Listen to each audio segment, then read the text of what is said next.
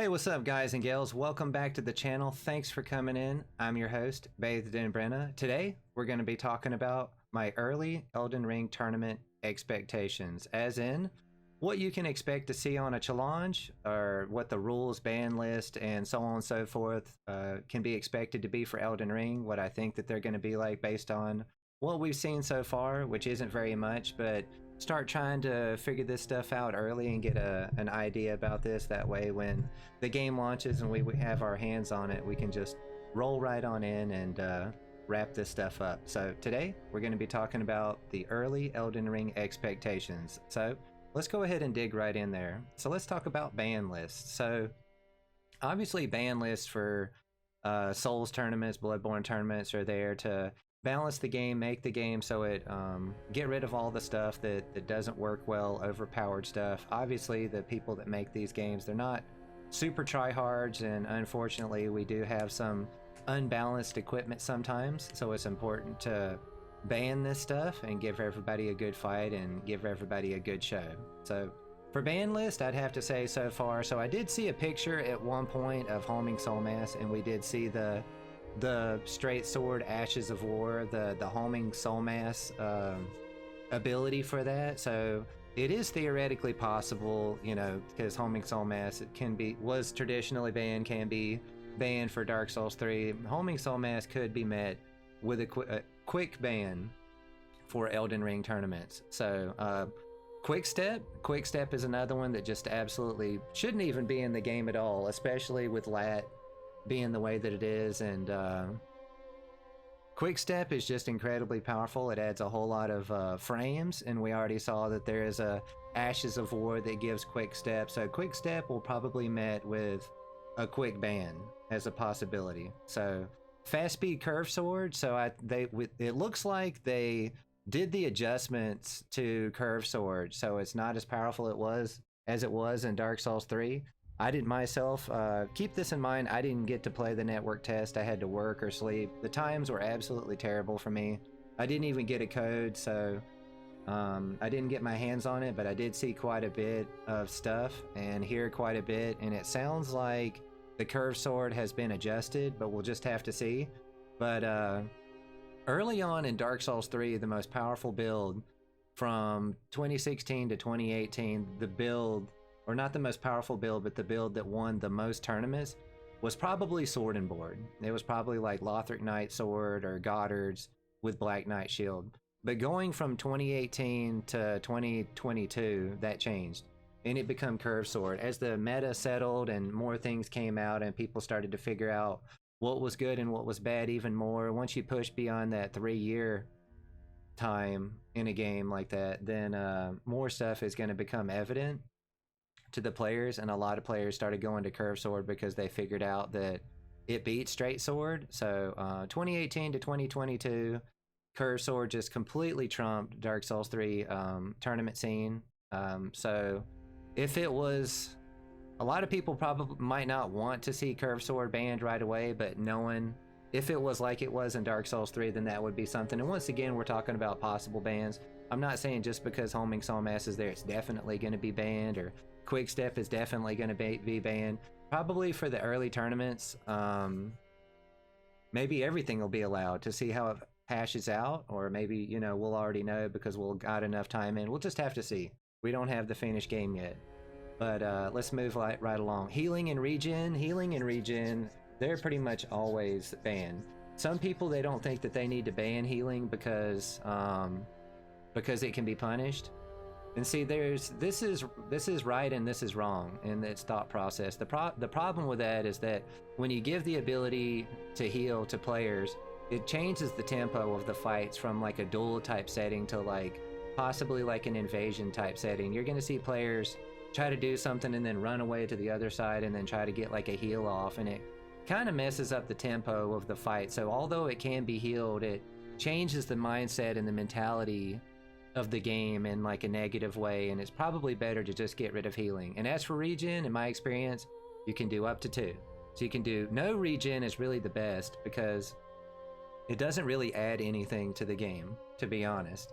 But up to 2 regen for tryhard tournaments is pretty traditional. Once you go beyond 2 Regen, you're just kind of in a whole nother realm of stuff, and the game's breaking down, and the matches are gonna last too long, and it's gonna favor big heavy weapons over smaller weapons to do this because of like trades and stuff like this. So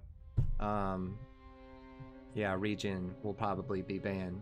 Magic Barrier, Great Magic Barrier, I don't know if these things are in Elden Ring, but the thing about these, we've got like all these new spells, and like always these Souls games, they're like really hard on casters. So by getting rid of Magic Barrier and Great Magic Barrier, it's basically to promote more builds, so that way we get to possibly see magic builds. Because you know, in Dark Souls 3, you hardly ever saw a good caster. You never saw a caster do very well in a tournament, you know, top 2 or top 1. And that's because of the inherent problems in playing Magic in a 1v1 setting like this. But Magic Barrier, Great Magic Barrier, removing these things could help promote more build diversity, so that could be a possible ban if that's a spell that we see in Elden Ring. Poise Cast, see, Poise Cast was like always tricky. I'm trying to move along pretty quick here because I feel like this is going to be a long video. Poise Cast was that was something really tricky. I talked to some hosts, and yeah, I don't know what year it was, 2018, 2019, and I was like, I think we should just get rid of this, because it's just like, because we were already limiting pers at that point, and Poise Cast is just basically more pers, and unfortunately there's weird stuff that happens. Like, I don't know if you guys know this, if you Poise Cast Lightning Stake and then regular cast Lightning Arrow, it has a Poise Cast anyway. So there's like weird glitches and stuff like this that happen. Poise Cast was like always tricky. If there is Poise Cast in Elden Ring, I could see it being met with a ban finally, because I kind of just wanted to get rid of it years ago, because it sort of opens up the door to so many. The thing is it's hard to explain, because there's a lot of unforeseen problems that can arise with allowing Poise Cast in a tournament. And as I already said, when you're limiting pers, but then you're allowing somebody else to use something that's basically pers, but it's basically not, and they get unlimited uses of it, then it seems kind of like, what are you doing there? So if there's Poise Cast, we could see it possibly met with a swift ban or limitation or something like this.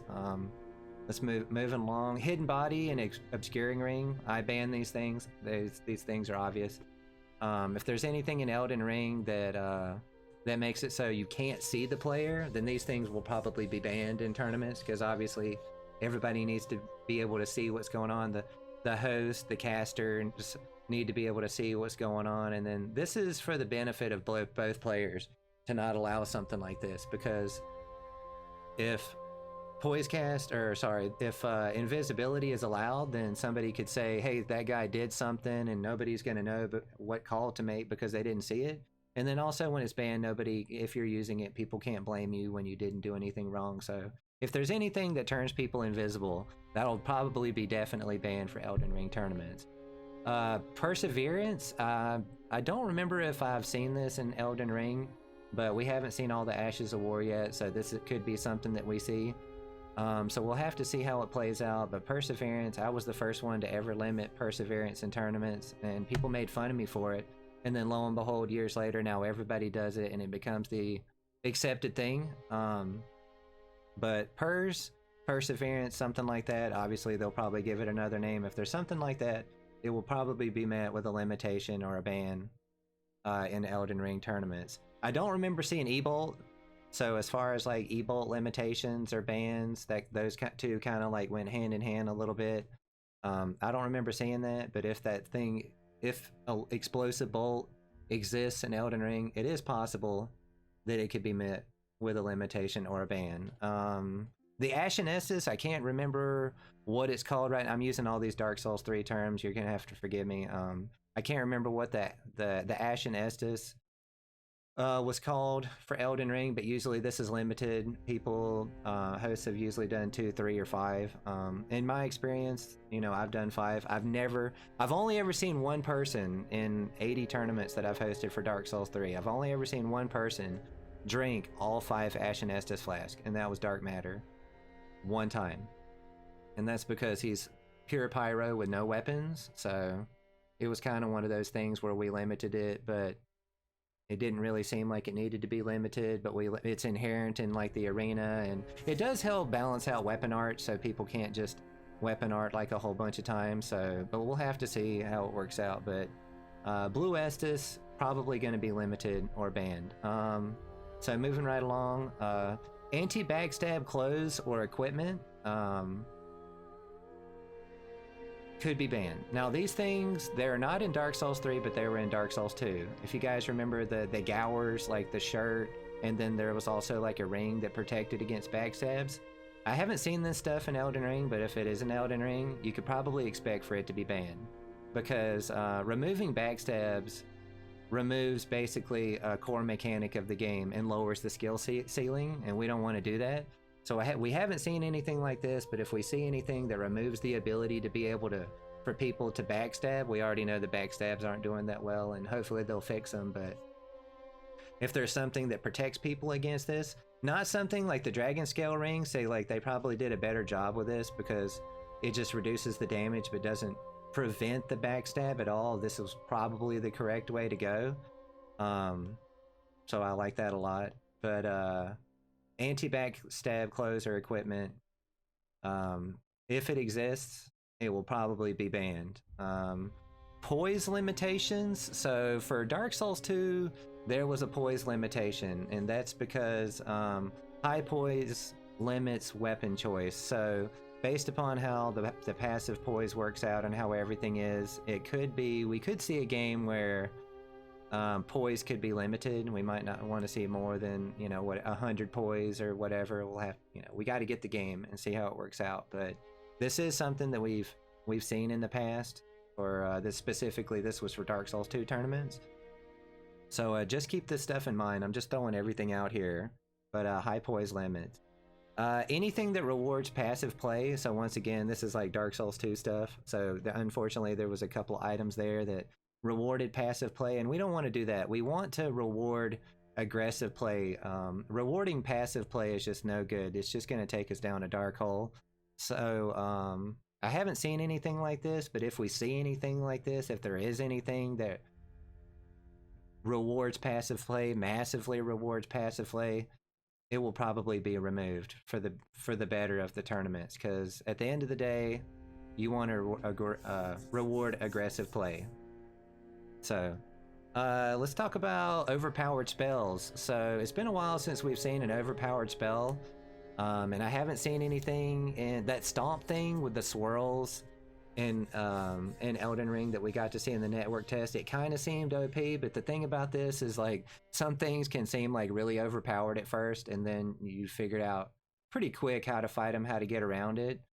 But overpowered spells could be something that we could see as a possible ban for Elden Ring. So remember TWAP from Dark Souls 1 banned in tournament? So I don't know if we got a TWAP in Elden Ring, but if we got anything like that, which is a tranquil walk of peace, which makes it so players cannot walk around during fights and stuff like that, that will probably be banned, because that's not good. Buffs, so like lightning bundles and resins and the burrs or the bug pellets or green blossom. Sometimes people ban this stuff because the optimal way to play if your opponent buffs something is to play passive in response to that. So if we are playing in a tournament and you cast a resin on your weapon, then theoretically I would just play passive until it goes off. But so this was something that was traditionally banned in like early tournaments, and I did this as well, but I began to see how nobody ever really stalled, so I kind of felt like it was an unnecessary ban to ban buffs. But once again, you know, Elden Ring, new game, we're gonna have to see what happens. We may go back to this banning buffs thing, but we'll know in about a month or so. And then last but not least, things unforeseen. So unfortunately, you know, once again, we don't have the game yet. There's no telling what's going to be in the game, what we're going to have, what's going to be there. So there could be some things that I didn't name that we're going to see. And obviously, I'm not naming everything. I don't want, you know, I'm not trying to take up all day of your guys' time. And this video is already going to be long enough. But things unforeseen. Could be something that we see on the ban list, so time will tell. Okay, moving right along. So next, I'd like to talk about soul level. So for Dark Souls 3, the soul level was 120 during June 2016, and then about after a month, it went to 125. So Dark Souls 3 having 9 stats, which is what we're going to get in Elden Ring, it makes it seem like 125 is going to be the soul level for Elden Ring. I think it could be up to 135 because of passive poise, but 125 is a pretty solid number that a lot of people agreed on, so 125 will probably be 125 to 135 will probably be the meta soul level for Elden Ring. So this is what we can probably expect to see here. So remember that for Dark Souls 1, the soul level, meta soul level is 135. For Dark Souls 2, it's 150, and for Bloodborne, it's 120. So once again, once we get our hands on the final game, we'll be able to figure out what the soul level is. But I'm saying 125 to 135. Probably 125 because of 9 stats, but possibly up to 135 because of passive poise being in the game. So we'll just have to see. Let's talk about the rule sets for tournaments are kind of basically already set. Like, because it's a Souls game and because all the Souls games function the same way, the rule sets for them, which are basically the construction, the limitations, and the agreements between the players and how to set up the actual 2 people going down into a ring and then doing like a combat situation, because all the games are so similar. The rule set for Elden Ring, we basically already have that. We can reflect on to the past challenges for the other things, and then we're going to know what that stuff is going to be like. Pre-buffs, if they're those being illegal, you're never allowed to cast Tears of Denial and then walk down into the arena. You got to wait for the bomb and then you do your casts. Some stuff like build swaps, that's like host choice. That's like if somebody can change builds in the middle of a tournament at any time. That could just kind of goes down to whether or not somebody wants to allow it. It is a good idea to have different colors. So if there's like covenant signs or some way to have people be different colors in Elden Ring, that could be in the rule sets just to have a differentiation. But the rule sets are not really a mystery, so I'm not really expanding on this at the moment. Once again, just take a look at past challenges and you'll find the rule set for Elden Ring. Location. So the thing about Dark Souls 3, the reason why High Wolf was the most popular place to play is because passive play can be punished at Old Wolf. For High Wall is too small and basically eliminates the possibility of playing casters, and Pontiff is too big and rewards people playing casters and rewards passive backpedaling. So for the locations for Elden Ring, we're just gonna have to get our hands on it once again and see where there is to fight. What, you know, we're looking for like a semi-square area that's walled off, and you know, maybe people can fall off in some places, but generally it's going to have good vantage points, and then it's gonna be so you can it's gonna be the same as Old Wolf. Like, we're gonna want an arena where people cannot just backpedal forever, but we don't want the arena to be too small where everybody's bunched up. But some of the really small tournaments did good, like the tournaments they did that were in the bottom of the chamber where the Red Eye Orb is in Dark Souls 3, that tiny little place with the Dark Wraith. Like, there were a couple of tournaments in there and people like that, and you know, that's fine. But for a try-hard tournament, serious tournament with a serious prize, we're gonna want something like Old Wolf.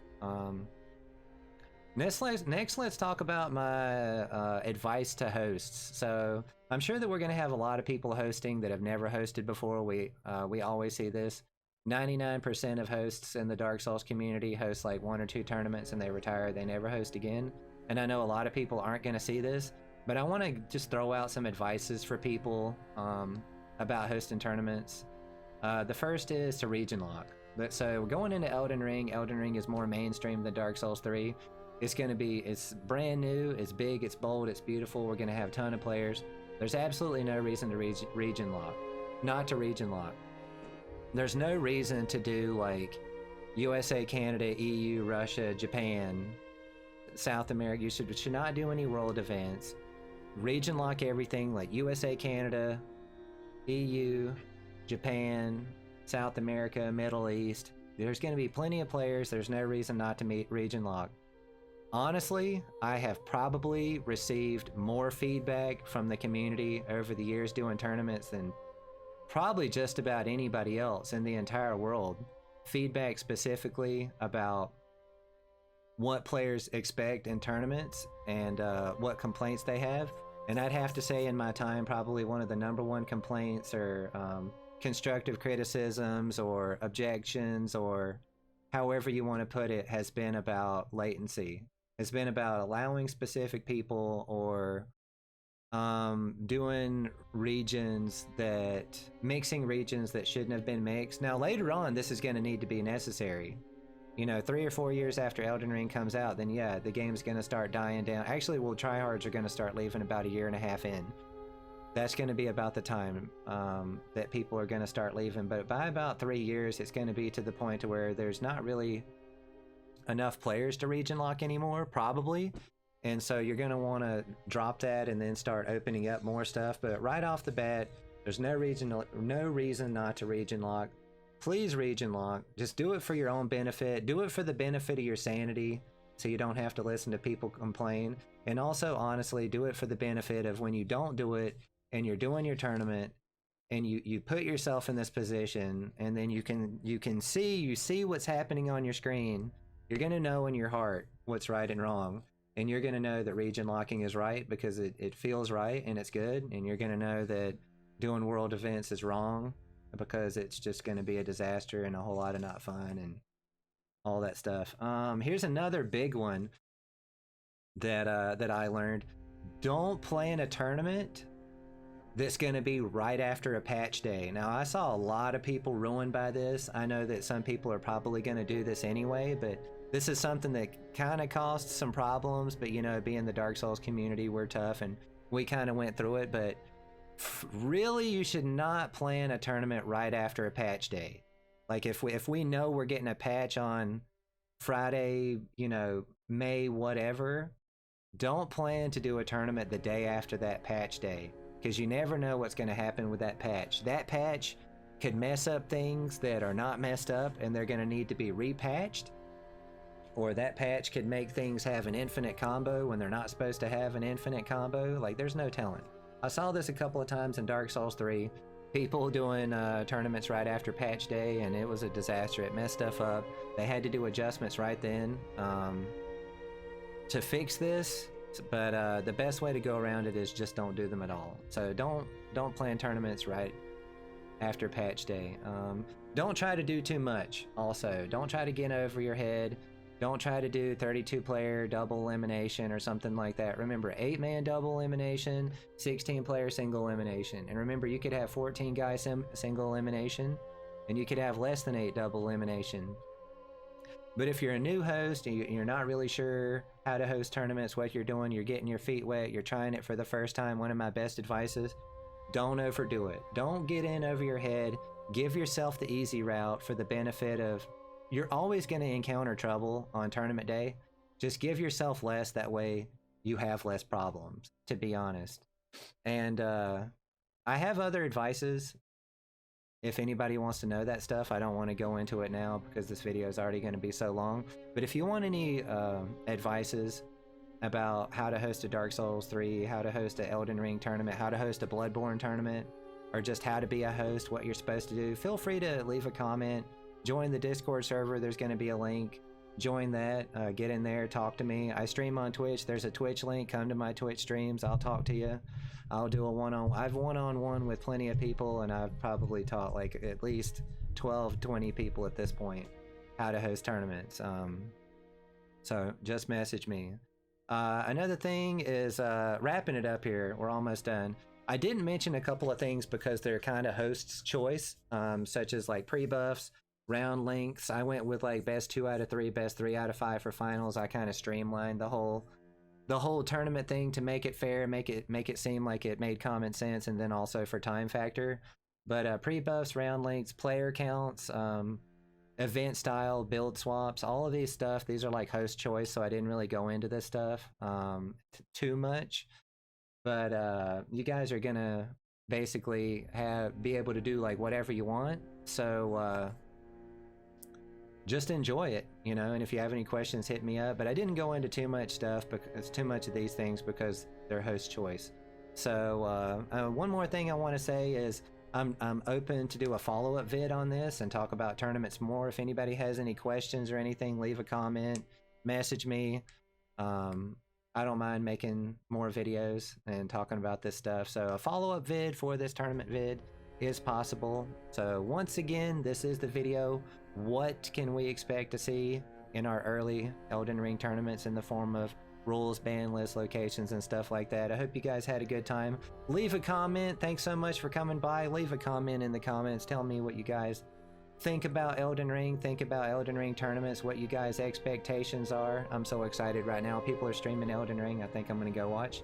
But yeah, please leave a comment. Tell me what you think about Elden Ring tournaments. I appreciate it. I love y'all. I'll see you soon.